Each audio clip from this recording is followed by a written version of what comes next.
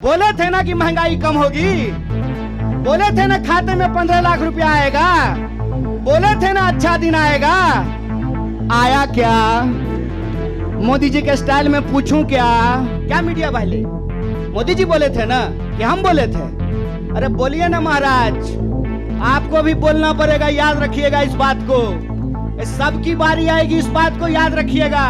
मंत्री का बेटा बनेगा सेक्रेटरी, मंत्री का बेटा बनेगा बीसीसीआई का सेक्रेटरी, और किसान मजदूर का बेटा बनेगा भाजपा ऑफिस में सिक्योरिटी गार्ड। हाय रे हिपोक्रेसी। अरे आप कहते हैं मोदी जी मैं भी चौकीदार, मोदी जी के समर्थन में लोग कहते हैं मैं भी चौकीदार।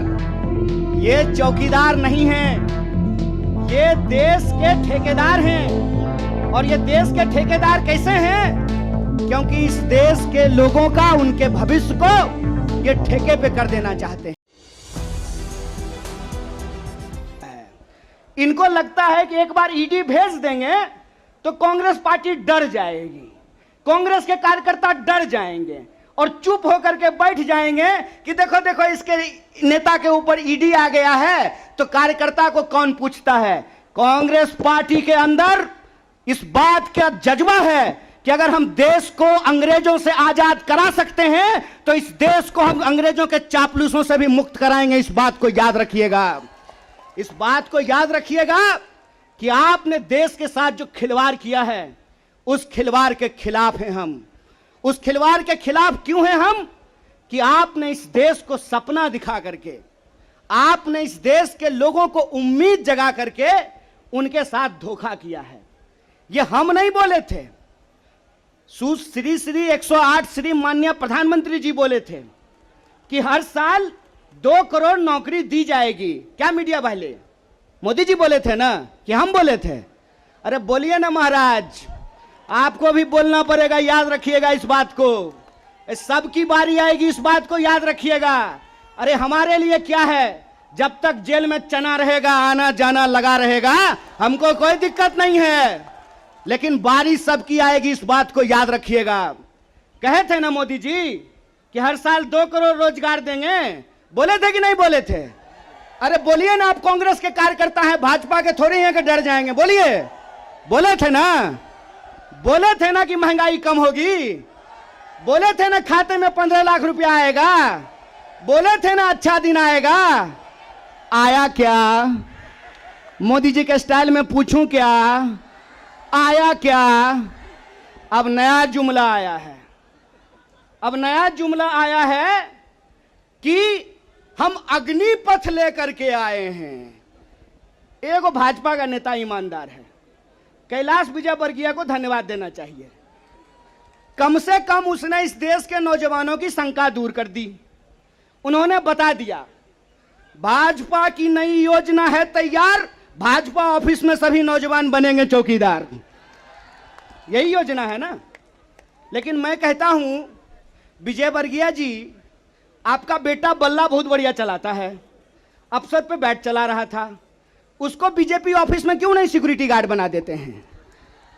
मंत्री का बेटा बनेगा सेक्रेटरी, मंत्री का बेटा बनेगा बीसीसीआई का सेक्रेटरी, और किसान मजदूर का बेटा बनेगा भाजपा ऑफिस में सिक्योरिटी गार्ड। हाय रे हिपोक्रेसी। इसी को हिपोक्रेसी कहते हैं ना। और बेईमानी किसको कहते हैं? देश की जनता को लगा कि जब मोदी जी बोल रहे हैं तो सच ही बोलेंगे। मोदी जी की हर बात को मान लिया देश के लोगों ने। मोदी जी ने कहा दीपक जलाओ तो देश ने दीपक जलाया, मोदी जी ने कहा बत्ती बुझाओ तो देश ने बत्ती बुझाया, मोदी जी ने कहा थाली बजाओ तो देश ने थाली बजाया। सब कुछ किया इस देश ने। लेकिन देश अब तक इंतजार कर रहा है कि मोदी जी जो हमको कहे थे उसमें से एक भी चीज पूरा नहीं किए हैं। और ये देश की जो परिस्थिति है, इस परिस्थिति पे मुखर होकर के हमारे नेता बोलते हैं। इस बात का हमको गर्व है कि सरकार के सामने बिना झुके कोई लड़ता है अड़ करके तो उसका नाम राहुल गांधी है। उसको डराना चाहते हैं, उसको डराना चाहते हैं, उसको झुकाना चाहते हैं। अरे आप कहते हैं मोदी जी मैं भी चौकीदार, मोदी जी के समर्थन में लोग कहते हैं मैं भी चौकीदार। ये चौकीदार नहीं है, ये देश के ठेकेदार हैं। और ये देश के ठेकेदार कैसे हैं? क्योंकि इस देश के लोगों का, उनके भविष्य को ये ठेके पे कर देना चाहते हैं। आप ट्रेन में जब जाते होंगे, बस में जाते होंगे, तो जब जूसर बेचने वाला आता है तो एक संतरा से आपको 1 गिलास जूस निकाल करके दिखाता है, और वही जूसर जब आप घर पे लेकर के जाइएगा तो आधा गिलास जूस भी आपको आपके घर में नहीं निकलेगा। ये जो बेचने की मानसिकता होती है, इस बेचने की मानसिकता के खिलाफ हैं। यह सत्याग्रह 2 लोगों के बीच में है। जावेद अख्तर ने लिखा है, इस एक हमारी एक और उनकी मुल्क में है आवाजें दो आवाज है। एक वो आवाज है जो इस देश को बेचना चाहता है, वो देश के सरकार में बैठे हुए हैं। एक वो आवाज है जो देश को बचाना चाहता है, वो सड़कों पे खड़ा है, वो जंतर मंतर पे बैठा हुआ है, वो सत्याग्रह कर रहा है। और ये सत्याग्रह हम इसलिए कर रहे हैं कि सरकार के झूठ को हम समझ रहे हैं। झूठ क्या है इनका? झूठ है कि ये लोग परमानेंट बहाली को बंद करने जा रहे हैं। परमानेंट बहालियां नहीं होगी। अगर ये परमानेंट बहाली करना चाहते हैं तो सिर्फ सेंट्रल गवर्नमेंट में 28 लाख पोस्ट खाली है। ये परमानेंट बहाली बंद करके ठेकाकरण के फायदे देश को समझा रहे हैं। जब भी देश में कोई ठेकाकरण किया जाता है तो सिर्फ उसका फायदा ही फायदा बताया जाता है। जब भी देश की कोई सार्वजनिक संपत्ति बेची जाती है तो उसका फायदा ही फायदा बताया जाता है।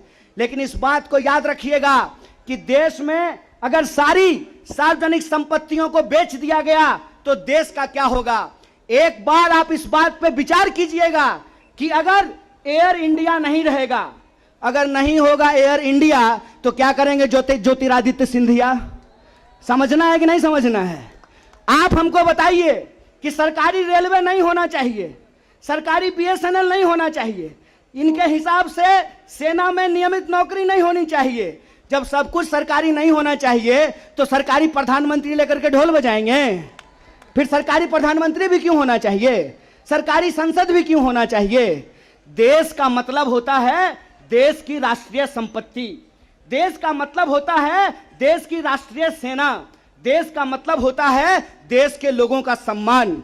इसीलिए मैं आप तमाम लोगों से यह आग्रह करने के लिए आया हूं, कांग्रेस पार्टी की लड़ाई सिर्फ अपने नेता को बचाने की लड़ाई नहीं है। कांग्रेस पार्टी की लड़ाई इस देश को बचाने की लड़ाई है। वो देश जिस देश को गांधी ने बनाया है, जिस देश को नेहरू, मौलाना अबुल कलाम आजाद ने बनाया है, उस देश को बचाने की लड़ाई है।